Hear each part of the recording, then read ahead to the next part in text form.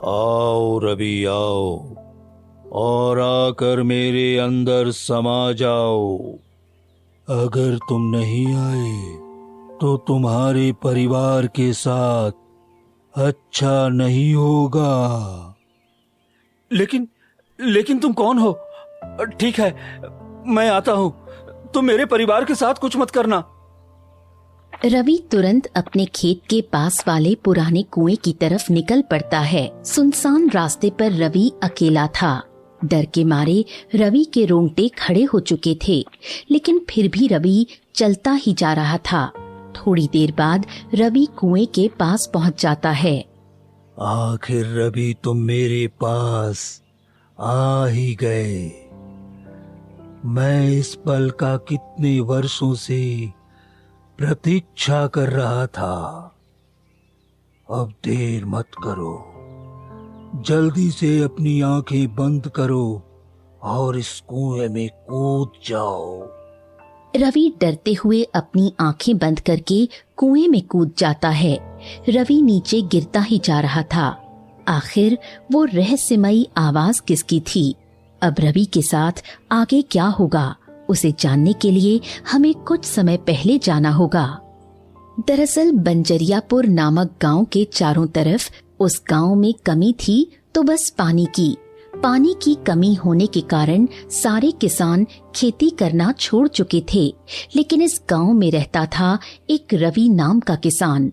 रवि का खेत भी सारे खेतों की तरह बंजर था, लेकिन फिर भी रवि हार नहीं मानता था और हर सीजन एक नई फसल उगाता, फिर उसी फसल से अपनी जीविका चलाता।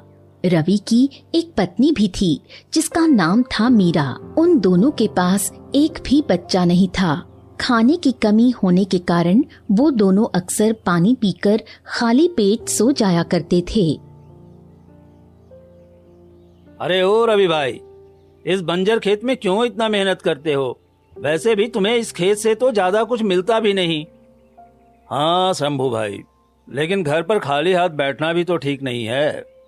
बस इसी खेत से जो थोड़ी बहुत फसलें निकलती हैं, उन्हें ही बाजार में बेचकर जैसे तैसे अपना गुजारा करता हूँ भाई। भाई तुम देख लेना, वो दिन जल्द ही आएगा जब मैं अपने साथ साथ तुम सब की किस्मत बदल दूंगा। रवि को ऐसी बातें करता देख गांव के सभी लोग उसे पागल समझने लगे थे। उन सबको लगता था कि गरीबी की मार से रवि पागल हो चुका है। कुछ समय खेत में काम करने के बाद शाम तक रवि घर लौट आता है। अजी, आप लौट आए। खेत में तो काफी काम था, आप थक गए होंगे। जाइए हाथ मुंह धो आइए, तब तक मैं आपके लिए खाना परोसती हूँ। हाँ भाग्यवान, खेत में काम करने के बाद तो काफी थकावट हो जाती है। तुम खाना परोसो, तब तक मैं हाथ मुंह धोकर आता हूँ। रवि हाथ मुंह धोने चला जाता है। थोड़ी देर में रवि और मीरा खाना खाने बैठ जाते हैं। मैं आपसे एक बात कहूँ, आप बुरा तो नहीं मानेंगे? नहीं नहीं भाग्यवान, मैं बिल्कुल भी बुरा नहीं मानूंगा, तुम कहो तो। अजी, आप उस बंजर खेत में क्यों इतनी मेहनत करते हैं? आखिर हमें उस बंजर खेत से ज्यादा कुछ मिलता भी नहीं।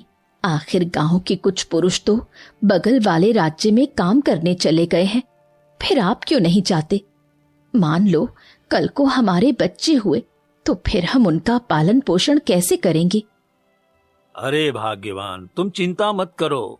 एक दिन मैं अपना और अपने साथ सारे गांव के लोगों की किस्मत बदल कर दिखलाऊंगा। हे भगवान, आपकी इसी बात से गांव के सारे लोग आपको पागल समझने लगे हैं।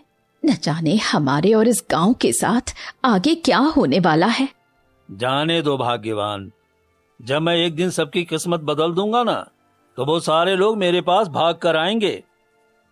रवि और मीरा खाना खाकर सो जाते हैं। अगली सुबह। अरे भाग्यवान, सुनती हो? खेतों में थोड़ा बहुत घास है, मैं जा रहा हूँ खेत में काम करने, शाम तक लौट कर आऊंगा। ठीक है जी, जाइए, लेकिन जल्द ही लौट आइएगा। अरे हाँ हाँ भाग्यवान, तुम चिंता मत करो, मैं जल्द ही लौट आऊंगा। रवि इतना कहकर खेतों की तरफ जाने लगता है। थोड़ी देर में रवि खेत में पहुंच जाता है और खेतों में काम करने लगता है। थोड़ी देर काम करने के बाद रवि को प्यास लगती है। अब मैं उस वृक्ष के नीचे रखे हुए मटके से पानी को पीकर थोड़ी देर आराम करके फिर से काम पर लग जाऊंगा। रवि उस वृक्ष के नीचे जाकर बैठ जाता है और बगल में रखे हुए मटके के पानी को पीने लगता है। पानी पीने के बाद रवि की नजर पास के कुएं पर पड़ती है। रवि देखता है कि कुएं की दीवारों पर एक सुंदर चिड़िया बैठी हुई है। वाह, ये चिड़िया तो कितना सुंदर लग रही है। कहीं वो चिड़िया पानी में न गिर जाए। रवि थोड़ी देर आराम करने के बाद फिर से खेत में काम करने लगता है। कुछ समय बाद अंधेरा होने वाला था। आज तो खेत में काफी काम हो गया। शाम भी होने वाली है। शाम होने से पहले मुझे घर भी पहुंचना होगा। रवि काम करके अपने घर की तरफ निकल पड़ता है। मीरा घर के सारे काम करके बैठी हुई थी। तभी रवि मीरा के पास आता है। अजी, आप आ गए। आपके बिना मुझे घर पर अच्छा नहीं लगता। हाँ भाग्यवान, मुझे भी तुम्हारे बिना अच्छा नहीं लगता, लेकिन क्या करूं। हम गरीब किसान हैं। अगर हम खेत में काम नहीं करेंगे तो 2 वक्त की रोटी कैसे खाएंगे। रवि मीरा से कहता है। भाग्यवान, अरे बहुत जोरों की भूख लगी है। जो भी घर में रूखी सूखी खाने को है वो लाओ। लेकिन घर में तो सारा राशन खत्म हो गया है। पानी के अलावा घर में अन्न का एक दाना नहीं। चलो फिर ठीक है, कम से कम भरपेट पानी ही पिला दो। रवि पानी पीकर पेट भर लेता है और थका हारा होने के कारण आराम करने लगता है। अगर रात को भरपेट खाना न खाओ तो अच्छी नींद भी नहीं आती। इतना कहकर रवि सो जाता है। आधी रात को रवि नींद में था। तभी रवि को एक सपना आता है।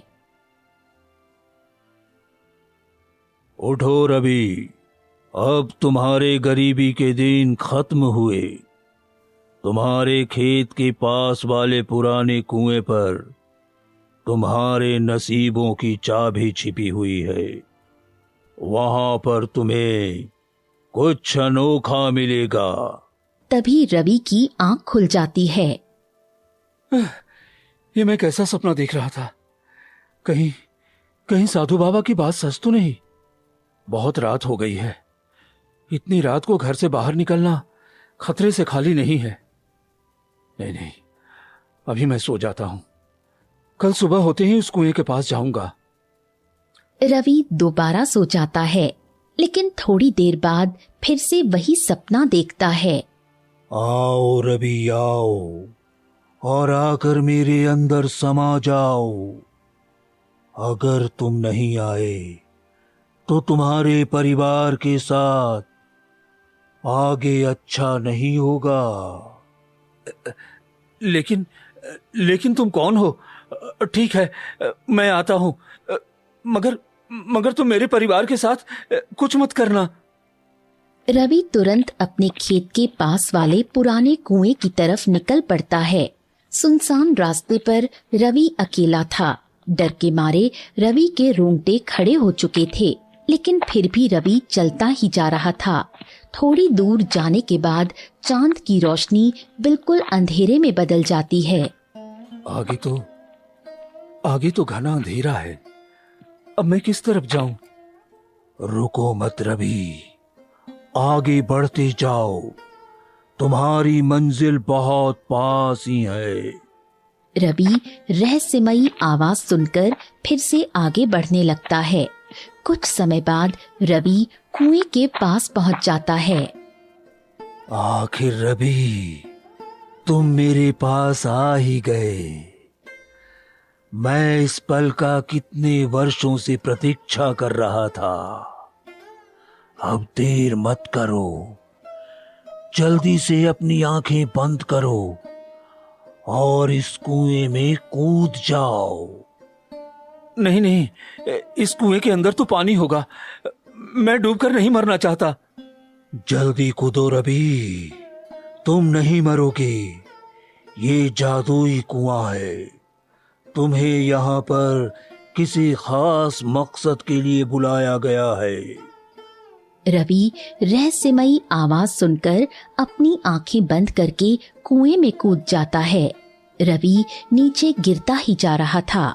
कुछ समय बाद रवि एक घने जंगल में गिरता है, जहां चारों तरफ बड़े बड़े पेड़ पौधे और हरियाली थी। अरे, मैं कहाँ आ गया हूँ? जरा देखो तो, यहाँ चारों तरफ कितनी हरियाली है।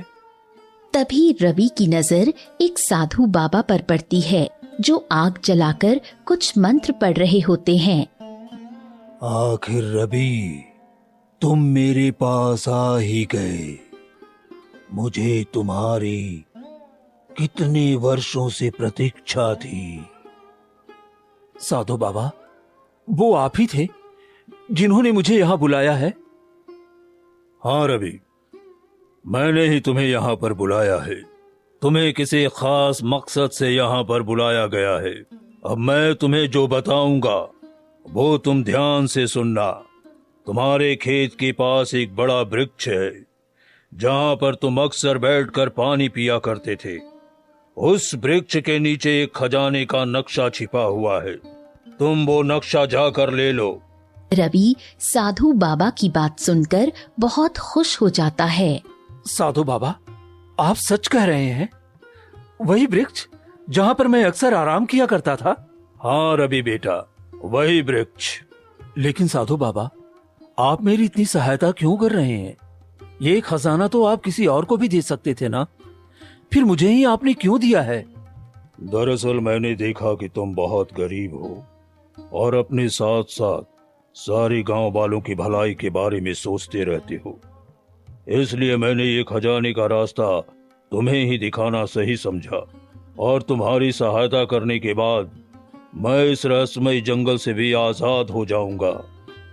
रवि सोचता है कि कहीं ये साधु मुझे बेवकूफ तो नहीं बना रहे।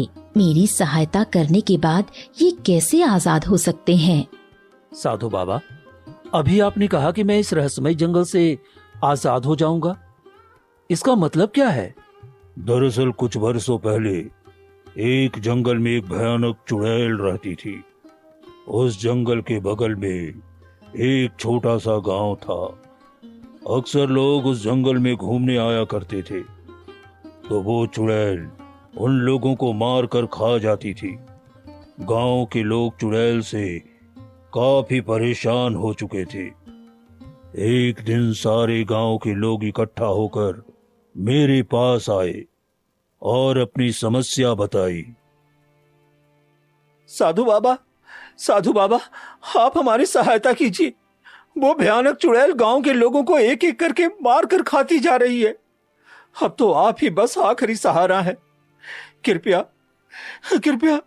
हम गांव वालों को बचा लीजिए साधु महाराज, हम गांव वालों को बचा लीजिए। ठीक है, चलो गांव वालों, दिखाओ मुझे वो चुड़ैल कहाँ रहती है। सारे गांव के लोग साधु को चुड़ैल के पास ले जाते हैं। तूने इन गांव वालों को बहुत परेशान किया है, अब तेरा अंत निकट है। साधु अपनी दिव्य शक्तियों से चुड़ैल को मार देता है।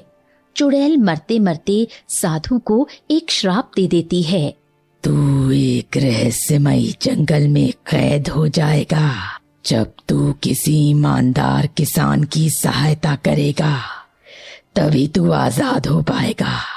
उस दिन से साधु हमेशा के लिए इस रहस्यमयी जंगल में कैद हो गया था। ठीक है साधु बाबा, तब मैं जल्दी से उस नक्शे के पास जाता हूँ। रवि आंखें बंद करता है और कुएं से बाहर आ जाता है। अभी तो बहुत रात है, कल सुबह होते ही मैं उस पेड़ के नीचे जाकर खुदाई करूंगा। अभी मुझे घर जाना चाहिए। रवि घर जाकर दोबारा सो जाता है। अगली सुबह होते ही, अरे भाग्यवान, सुनती हो? कल रात मुझे एक साधु बाबा ने बुलाया था। उन्होंने मुझे खजाने के नक्शे के बारे में बताया। अब अच्छी बात यह है कि वो नक्शा हमारे खेत के पास वाले पेड़ के नीचे ही है। अजी, आप सही कहा करते थे कि हमारी किस्मत एक दिन जरूर बदलेगी। देखिए, वो दिन आ गया। अगर ये बात सही हुई तो हमारी और हमारे साथ सारे गांव वालों की गरीबी हमेशा के लिए खत्म हो जाएगी।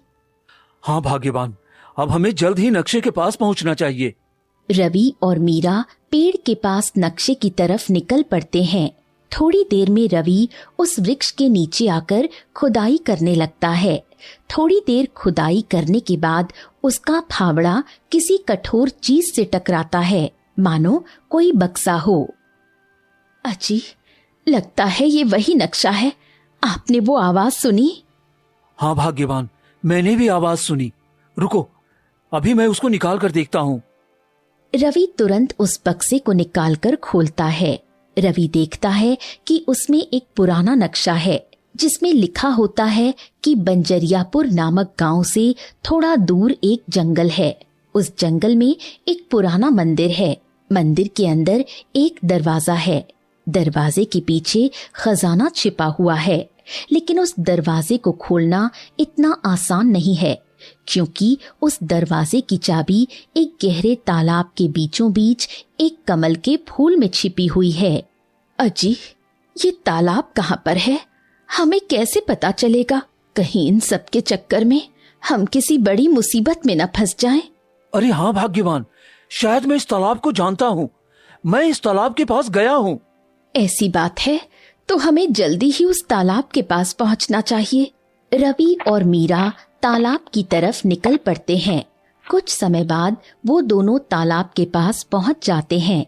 मीरा देखती है कि सच में ये तालाब बहुत बड़ा है और तालाब के बीचों बीच एक कमल का फूल दिखाई पड़ रहा है। हाँ जी, आपने सही कहा था, ये तो वही तालाब है। अब हमें जल्द से जल्द उस कमल के फूल के पास पहुंचकर चाबी ले लेनी चाहिए। भाग्यवान, ये तालाब मुझे कुछ ठीक नहीं लगता। रवि पास में पड़े पत्थर को उठाकर तालाब के अंदर फेंकता है। पानी में गिरते ही वो पत्थर तुरंत आग में बदलकर जल जाता है। रवि और मीरा ये सब देखकर हैरान हो जाते हैं। देखा भाग्यवान, मुझे लगा ही था ये तालाब कुछ ठीक नहीं है। अच्छा हुआ कि हमने इस तालाब में पैर नहीं रखा, वरना हमारा भी यही हाल होता। हाँ जी, आपने सही कहा था, लेकिन अब हम उस फूल के पास कैसे पहुंचेंगे? भाग्यवान, तुम चिंता मत करो। जब हम यहाँ तक पहुंच ही गए हैं तो आगे भी रास्ता मिल ही जाएगा। रवि और मीरा किसी से सहायता लेने जंगल में जाने लगते हैं ताकि उस फूल के पास पहुंच सकें। अचानक रवि को किसी के रोने की आवाज सुनाई पड़ने लगी, मानो कोई दर्द से चीखता हुआ आदमी। अरे भाग्यवान, तुम्हें भी किसी के दर्द की चीखने की आवाज सुनाई पड़ रही है क्या? हाँ जी, मुझे भी सुनाई पड़ रही है। हमें जल्द से जल्द जाकर देखना चाहिए कि आखिर कौन है जो दर्द से चीख रहा है। रवि और मीरा आवाज सुनकर थोड़ी दूर जाते हैं तो सामने का नजारा देखकर हैरान हो जाते हैं। दरअसल एक साधु के पैरों से खून निकल रहा होता है। अजी, ये तो साधु बाबा के पैरों से खून निकल रहा है। हमें जल्द से जल्द उनके घाव पर जड़ी बूटी का लेप लगाना होगा। रवि और मीरा साधु बाबा के घाव पर जड़ी बूटी का लेप लगा देते हैं। थोड़ी देर बाद साधु बाबा का घाव ठीक हो जाता है। बहुत बहुत धन्यवाद बेटी। अगर तुम सब ना होते तो ना जाने मेरा क्या होता। कोई बात नहीं साधु बाबा, हमने आपको घायल देखा तो आपकी चोट पर लेप लगा दिया। ये तो हमारा फर्ज था। क्या बात है बेटा, तुम बहुत दुखी लग रहे हो। हाँ साधु बाबा, मैं बहुत परेशान हूँ। मुझे तो समझ ही नहीं आ रहा कि मैं क्या करूं। ऐसा क्या हुआ है बेटा, तुम मुझे बताओ, हो सकता है मैं तुम्हारी मदद कर पाऊं। दरअसल साधु बाबा, हमारे गांव में कभी वर्षा नहीं होती और हम एक गरीब किसान हैं। एक साधु बाबा ने हमें खजाने का रास्ता बताया, लेकिन उस खजाने की चाबी एक तालाब के बीचों बीच कमल के फूल में छिपी हुई है। हाँ तो बेटा, इसमें कौन सी चिंता वाली बात है, जाओ और उस चाबी को ले लो। बाबा, यही तो सबसे बड़ी चिंता है। दरअसल उस तालाब में जो भी जाता है वो जलकर तुरंत वहीं पे मर जाता है। अब आप ही बताइए साधु बाबा, मैं उस चाबी तक कैसे पहुंचूं? हाँ, ये तो बहुत बड़ी समस्या है, लेकिन तुम चिंता मत करो बालक। मैं तुम्हें कुछ दिव्य शक्तियां देता हूँ जिससे तुम उस तालाब में जा पाओगे। लेकिन याद रखना, इस शक्ति का असर कुछ ही समय तक रहेगा। अजी, एक खजाने के लिए अपनी जान जोखिम में डालना क्या ठीक होगा? अरे भाग्यवान, अगर हम वो खजाना पा गए तो हमारे साथ साथ सारे गांव वालों की गरीबी खत्म हो जाएगी। मुझे अपनी जान की परवाह नहीं है, बस तुम और पूरे गांव वाले खुश रहें। रवि और मीरा साधु बाबा से दिव्य शक्तियां पाकर मायावी तालाब की तरफ निकल पड़ते हैं। दरअसल वो साधु बाबा रूप बदलकर आए होते हैं, जिन्होंने रवि को खजाने का नक्शा बताया था। कुछ समय बाद वो दोनों मायावी तालाब के पास पहुंच जाते हैं। भाग्यवान, तुम यहीं पे रुको, मैं जाकर चाबी लाता हूँ। ठीक है जी, संभल कर जाइएगा। रवि डरते डरते तालाब में जाता है। रवि देखता है कि ना ही वो जल रहा है और ना ही वो पानी में डूब रहा है। रवि समझ चुका था कि ये सब साधु बाबा की दिव्य शक्तियों के कारण ही हुआ है। चलो, जैसे तैसे मैं पुल के पास आ गया, अब जल्दी से चाबी ले लेता हूँ। रवि तुरंत चाबी लेकर तालाब से बाहर मीरा के पास आ जाता है। भाग्यवान, ये देखो, आखिर हमें चाबी मिल ही गई। अब हमें जल्द से जल्द मंदिर पहुंचना चाहिए। मीरा रवि के पास खजाने की चाबी देखकर बहुत खुश होती है। हाँ जी, आप ठीक कह रहे हैं, हमें जल्द से जल्द मंदिर पहुंचना चाहिए। शाम हो चुकी थी। रवि और मीरा आज की रात वहीं बिताकर अगली सुबह मंदिर की तरफ निकल पड़ते हैं। कुछ समय बाद वो दोनों मंदिर के पास पहुंच जाते हैं। अजी, ये मंदिर वही है क्या? हाँ भाग्यवान, नक्शे के हिसाब से तो ये वही मंदिर लगता है। अब हमें मंदिर के अंदर जाकर खजाने का दरवाजा खोलना चाहिए। देखने में तो ये मंदिर काफी पुराना लगता है। ऐसा लगता है कि यहाँ पर सदियों से कोई नहीं आया। अरे भाग्यवान, यहाँ पर कोई पूजा करने आएगा भी कैसे? ये मंदिर जंगल के इतना अंदर जो है। रवि और मीरा मंदिर के अंदर जाकर खजाने का दरवाजा खोजने लगते हैं। बहुत खोजने पर भी दरवाजा उन दोनों को नहीं मिलता। अजी, आखिर वो दरवाजा कहाँ है? इतना ज्यादा खोजने पर भी नहीं मिल रहा। भाग्यवान, तुम चिंता मत करो, वो दरवाजा जरूर मिलेगा। अच्छे से खोजो। रवि और मीरा फिर से उस दरवाजे को खोजने लगते हैं। थोड़ी देर बाद उन लोगों को आखिर वो दरवाजा मिल ही जाता है।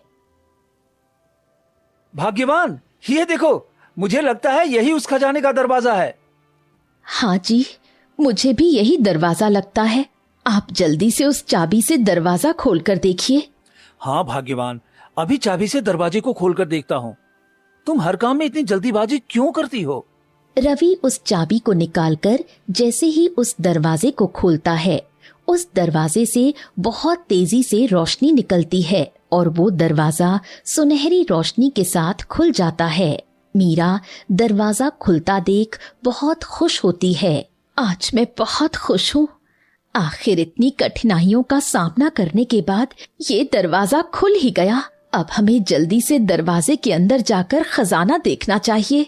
रवि और मीरा दोनों खुशी खुशी दरवाजे के अंदर चले जाते हैं। रवि और मीरा देखते हैं कि उस दरवाजे के अंदर एक बड़ी सी गुफा है, लेकिन उस गुफा के अंदर तो कुछ भी नहीं था। यहाँ पर तो कुछ भी नहीं है, लेकिन दरवाजा खुलते समय तो यहाँ से ही बहुत तेजी से रोशनी निकली थी। फिर वो किस चीज की रोशनी थी? रवि ये सब देखकर हैरान हो जाता है। नहीं नहीं, ऐसा नहीं हो सकता। लेकिन नक्शे के हिसाब से तो यहीं पर खजाना होना चाहिए। फिर यहाँ पर तो कुछ भी नहीं है। कहीं उस साधु की सारी बातें झूठी तो नहीं? मेरे साथ कुछ बड़ा छल हुआ है। रवि को लगता है कि उस साधु ने उसके साथ छल किया है। अब रवि बहुत दुखी हो जाता है। आप दुखी मत होइए जी, जो होना था सो हो चुका। मैंने आपसे शुरू में ही कहा था कि आप इन सब के चक्कर में ना पड़ो, लेकिन आपने मेरी एक ना सुनी। मुझे माफ कर दो भाग्यवान, मुझे उस साधु की बातों में आना नहीं चाहिए था।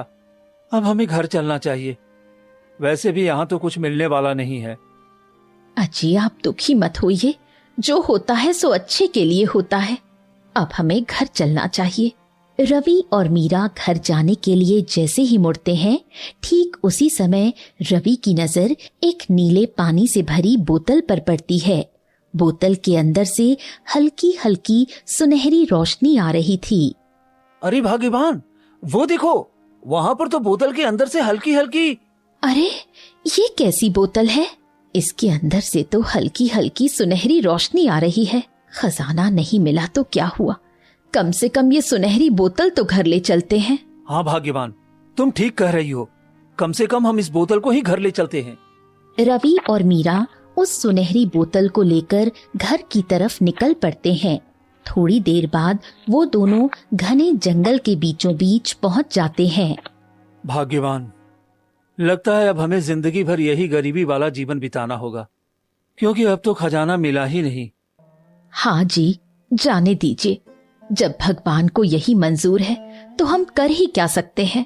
रवि और मीरा आपस में बातें करते करते घर पहुंचकर चारपाई पर बैठ जाते हैं। भाग्यवान, चलते चलते थक गया हूँ और भूख भी बहुत जोरों की लगी है। घर में जो कुछ भी रूखी सूखी खाने को हो तो ले आओ। मीरा रवि की बात सुनकर दुखी हो जाती है, क्योंकि घर में खाने को एक दाना नहीं होता। अजी, घर में तो खाने को दाना नहीं, अब मैं हमको खाने के लिए क्या दूं? क्या भाग्यवान, सच में घर में खाने को कुछ नहीं है? चलो फिर रहने दो, कम से कम पानी ही पिला दो। शाम तक कुछ पैसों का प्रबंध करता हूँ। आप चिंता मत कीजिए, अभी मैं पड़ोस की बूढ़ी माँ से कुछ चावल उधार मांग कर लाती हूँ। मीरा बूढ़ी माँ के घर चावल मांगने पहुँच जाती है। अरे ओ बूढ़ी माँ, कहाँ हो? जरा इधर आइए तो। अरे कौन है? इतने जोरों से गला फाड़ रहा है। रुको, मैं अभी आती हूँ। थोड़ी देर में बूढ़ी माँ मीरा के पास आती है। अरे क्या हुआ मीरा बेटी, तू है क्या? मुझे लगा कौन है जो मुझे इतनी जोरों से आवाज दे रहा है। बूढ़ी माँ, मेरे घर में खाने को एक अन्न का दाना तक नहीं और मुझे बहुत जोरों से भूख लगी है। आप थोड़े चावल दे दीजिए, मैं कुछ दिनों में आपके चावल लौटा दूंगी।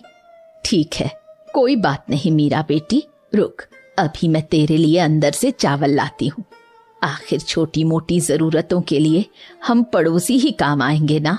बूढ़ी माँ मीरा के लिए चावल लाने चली जाती है। कुछ समय बाद बूढ़ी माँ लाल थैली में चावल लाकर मीरा को दे देती है। ये लो मीरा बेटी चावल, और कुछ भी चीज की जरूरत पड़े तो बिना कुछ सोचे मेरे पास चली आना। और हाँ, तुम रवि को बोल दो कि ये खेती बाड़ी छोड़कर कहीं दूसरे गांव काम करने चला जाए। ठीक है बूढ़ी माँ, आपका बहुत बहुत धन्यवाद। मीरा चावल लेकर खुशी खुशी अपने घर चली जाती है। शाम तक मीरा चावल बनाकर रवि को दे देती है। वो दोनों साथ में चावल खाकर सो जाते हैं। अगली सुबह। भाग्यवान, सुनती हो? मैं जा रहा हूँ खेत में काम करने, शाम तक वापस लौटूंगा। ठीक है जी, जाइए, लेकिन अंधेरा होने से पहले लौट आइएगा। रवि खेत में जा ही रहा होता है, तभी उसकी नजर बोतल में रखी दवाई के ऊपर पड़ती है, जो हल्की हल्की सुनहरी रोशनी के साथ चमक रही होती है। ये कैसा बोतल है जो हर समय हल्की हल्की रोशनी के साथ चमकता रहता है? चलो, इस बोतल को ही ले जाकर खेत में फेंक दूंगा। रवि बोतल को लेकर खेत में काम करने निकल पड़ता है। थोड़ी देर में रवि खेत पहुंच जाता है। जरा देखूं तो इस बोतल के अंदर आखिर है क्या? रवि बोतल को खोलकर देखता है। उसमें नीले रंग का पानी होता है। अरे, ये तो दवाई जैसा लगता है। फेंकने से अच्छा है मैं इस दवाई को अपने खेत में फैला देता हूँ।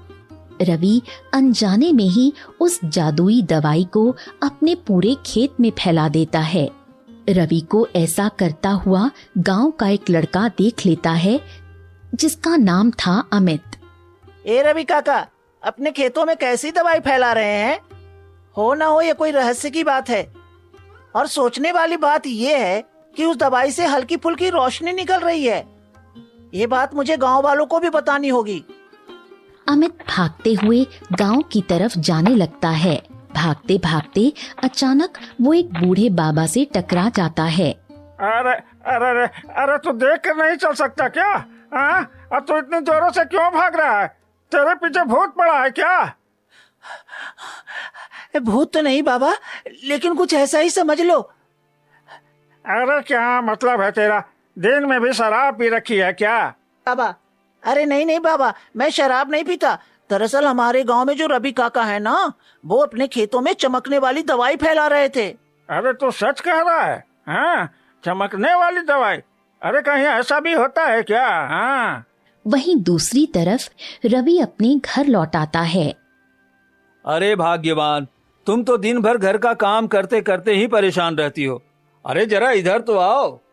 मीरा रवि के पास आती है। हाँ जी, क्या करूं, घर का थोड़ा थोड़ा काम ज्यादा हो जाता है। भाग्यवान, दिन भर खेत में काम करते करते थकावट हो जाती है। शाम को घर आने पर बहुत जोरों से भूख लगती है। घर में कुछ खाने के लिए है तो लाओ। अजी, घर में तो पानी के अलावा कुछ नहीं। आप कहो तो पानी ही ले आऊं? ठीक है भाग्यवान, कम से कम ठंडा पानी ही लाओ। पानी पीकर ही पेट भर लेता हूँ। मीरा मटके में रखा ठंडा ठंडा पानी लाती है। रवि पेट भर पानी पीकर बिस्तर पर सो जाता है। भर पेट खाना ना खाओ तो अच्छी नींद भी नहीं आती, लेकिन अब कर भी क्या सकते हैं, जब भगवान को यही मंजूर है तो। रवि इतना कहकर सो जाता है। अगली सुबह रवि खेत में काम करने के लिए जाता है।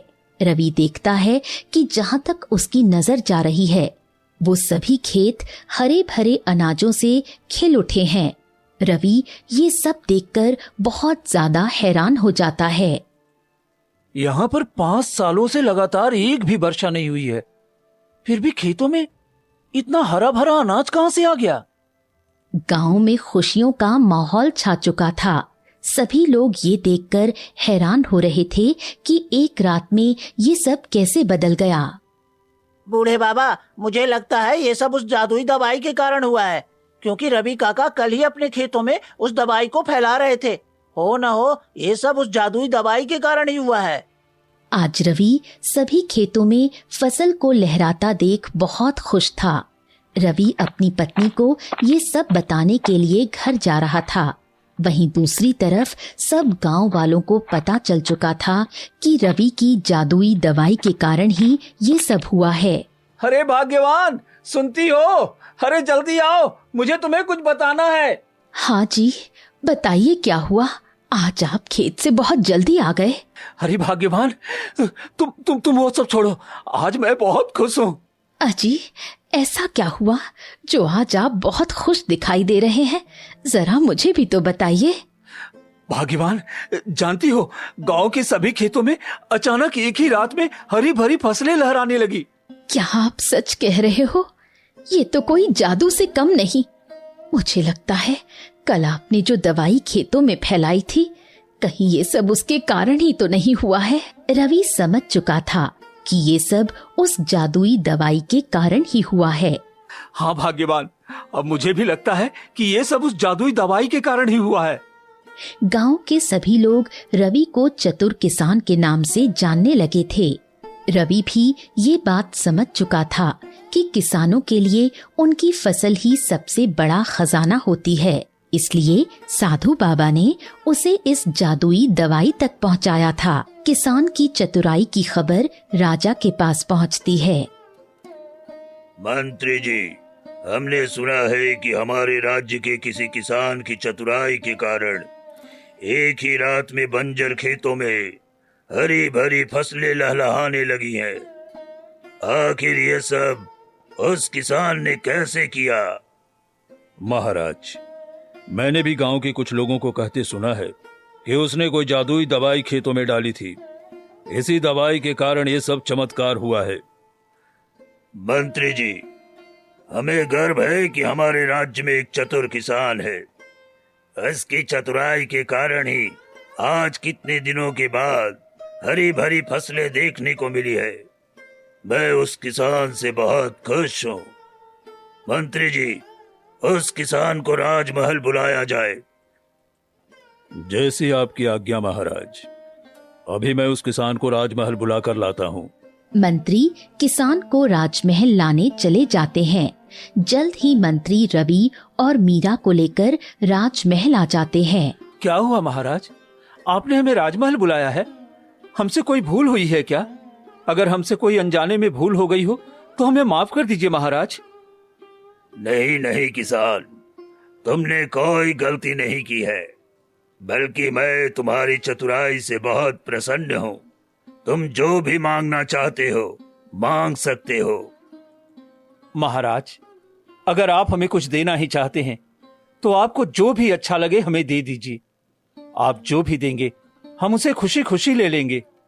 तो ठीक है, आज से तुम हमारे राजमहल के लिए अपने खेतों में अनाज उगाओगे और हम किसी व्यापारी से अनाज न लेकर तुम जैसे चतुर किसान से व्यापार करेंगे, ताकि तुम्हें और अधिक धन की प्राप्ति हो।